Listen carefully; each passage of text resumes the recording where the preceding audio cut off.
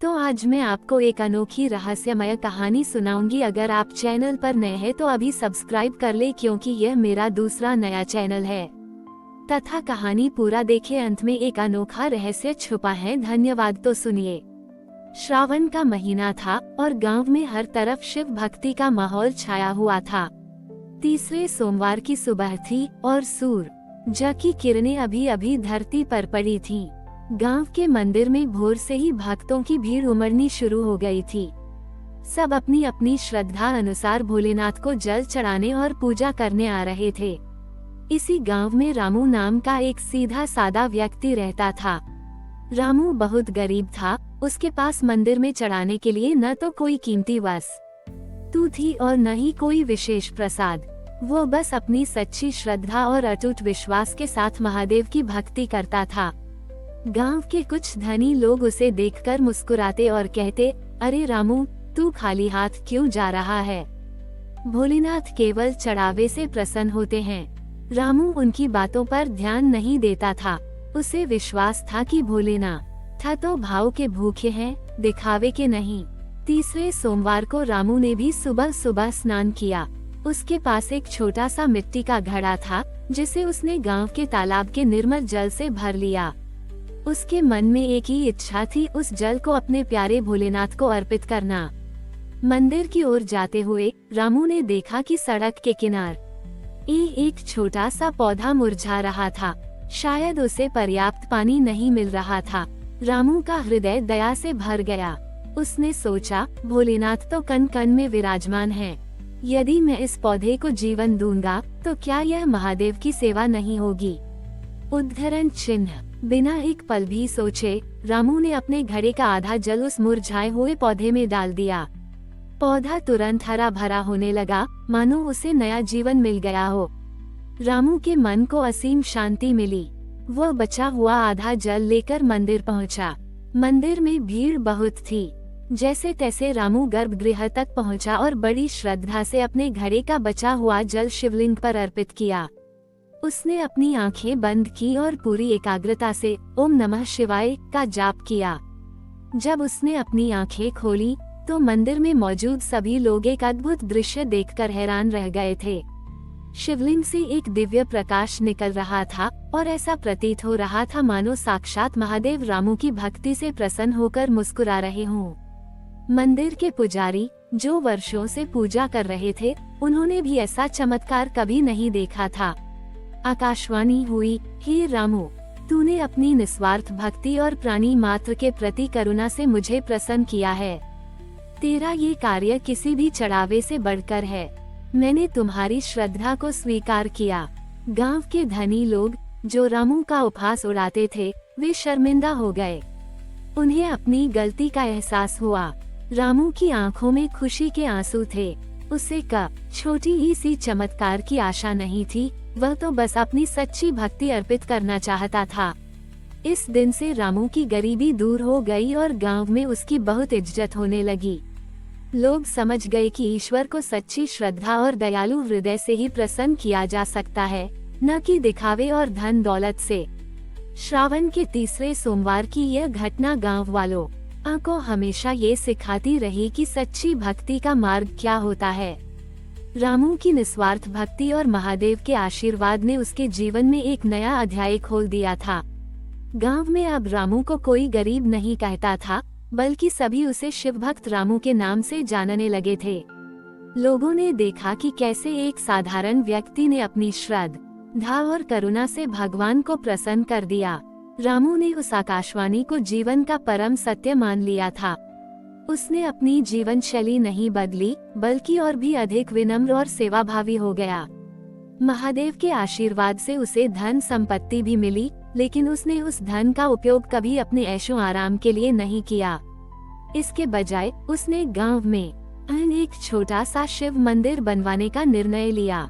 ये वही मंदिर था जहां रामू हर श्रावण में जल चढ़ाने आता था और जहां उसे महादेव का प्रत्यक्ष आशीर्वाद मिला था।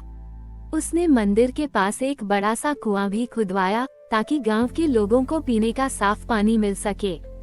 जिस पौधे को उसने तीसरे सोमवार को जल दिया था, वह अब एक विशाल वृक्ष बन चुका था, जिसकी छांव में गांव के बच्चे खेलते और बुजुर्ग आराम करते थे। रामू ने सुनिश्चित किया कि मंदिर में आने वाले किसी भी भक्त को कभी भूखा न रहना पड़े। उसने नित्य अन्नदान की व्यवस्था की, जहां हर जाति और धर्म के लोग बिना किसी भेदभाव के भोजन ग्रहण करते थे। रामू की ख्याति धीरे धीरे आसपास के गांवों और शहरों में भी फैल गई। दूर दूर से लोग उससे मिलने आते, उसकी भक्ति और जीवन से प्रेरणा लेते थे। रामू हमेशा उन्हें एक ही बात कहता, महादेव को दिखावा नहीं, सच्चा भाव और नेक दिल पसंद है। किसी भी प्राणी के प्रति करुणा और निस्वार्थ सेवा ही सच्ची भक्ति है। कई वर्ष बीत गए, रामू वृद्ध हो चला था, लेकिन उसका उत्साह और भक्तिभाव वैसा ही था। श्रावण के तीसरे सोमवार को, जब पूरा गांव मंदिर में उमड़ा हुआ था, रामू भी अपनी धूनी में बैठकर महादेव का स्मरण कर रहा था। अचानक मंदिर में एक बार फिर वही दिव्य प्रकाश फैला और एक मधुर ध्वनि गूंज उठी, हे मेरे परम भक्त रामू, तुमने अपने जीवन से यह सिद्ध कर दिया कि भक्ति केवल पूजा पाठ तक सीमित नहीं है, बल्कि वह मानव सेवा और प्राणी मात्र के कल्याण में निहित है। आज तुम मेरी परम गति को प्राप्त होगे। ये सुनते ही रामू के मुख पर एक अलौकिक मुस्कान फैल गई और उसका प्राण ज्योति रूप में शिवलिंग में समाहित हो गया। गांव वालों ने देखा कि रामू का शरीर शांत पड़ा था, लेकिन उसके मुखमंडल पर अद्भुत तेज था। सभी ने उसे देवदूत समान मान लिया। आज भी उस गांव में श्रावण के तीसरे सोमवार को विशेष रूप से याद किया जाता है। रामू द्वारा बनवाया गया मंदिर शिव भक्त रामू मंदिर के नाम से जाना जाता है और वह कुआं रामू का कुआं कहलाता है। हर वर्ष श्रावण में, विशेषकर तीसरे सोमवार को, लोग रामू की कहानी दोहराते हैं, ताकि आने वाली पीढ़ियां भी सच्ची भक्ति का अर्थ समझ सके और यह जान सके कि ईश्वर किसी चढ़ावे के नहीं, बल्कि सच्चे हृदय और निस्वार्थ कर्मों के भूखे होते हैं। रामू के परलोक सिधारने के बाद भी उसकी गाथा समाप्त नहीं हुई, बल्कि वो एक प्रेरणा स्रोत बन गई। शिव भक्त रामू मंदिर केवल एक पूजा स्थल नहीं, बल्कि मानवीयता और निस्वार्थ सेवा का प्रतीक बन गया। लोग वहां आकर सिर्फ शिवलिंग पर जल ही नहीं चढ़ाते थे, बल्कि रामू की स्मृति में वृक्षारोपण करते, गरीबों को भोजन खिल आते और गांव की साफ सफाई में अपना योगदान देते थे। ये सब रामू के ही दिखाए मार्ग पर चलने का एक प्रयास था।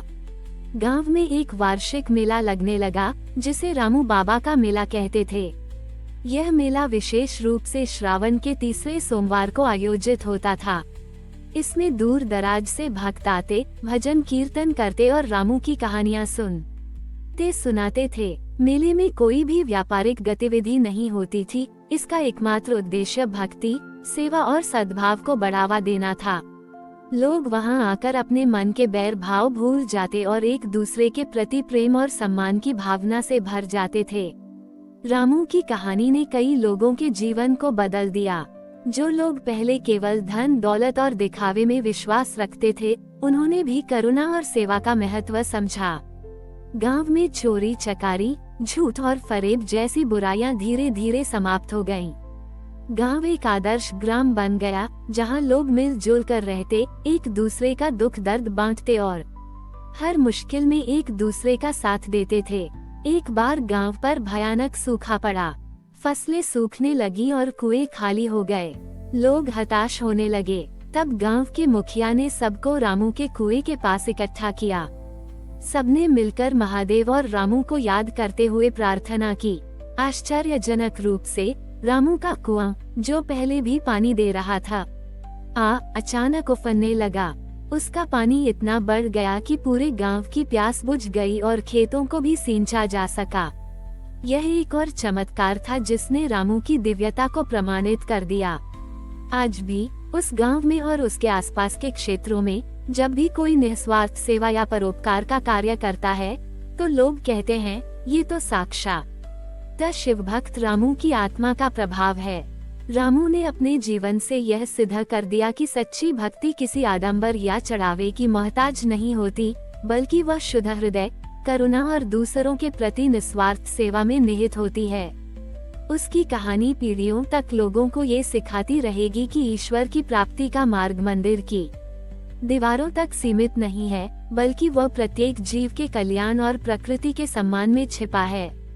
हमारी और भी आध्यात्मिक एवं अनोखी कहानियाँ देखने के लिए हमारे चैनल पर जाएं तथा धार्मिक एवं पौराणिक अनोखी कहानियाँ हमारे चैनल पर है। कृपया जाके देखें तथा हमारे चैनल को सब्सक्राइब करके रखें और वीडियो लाइक जरूर करें। धन्यवाद।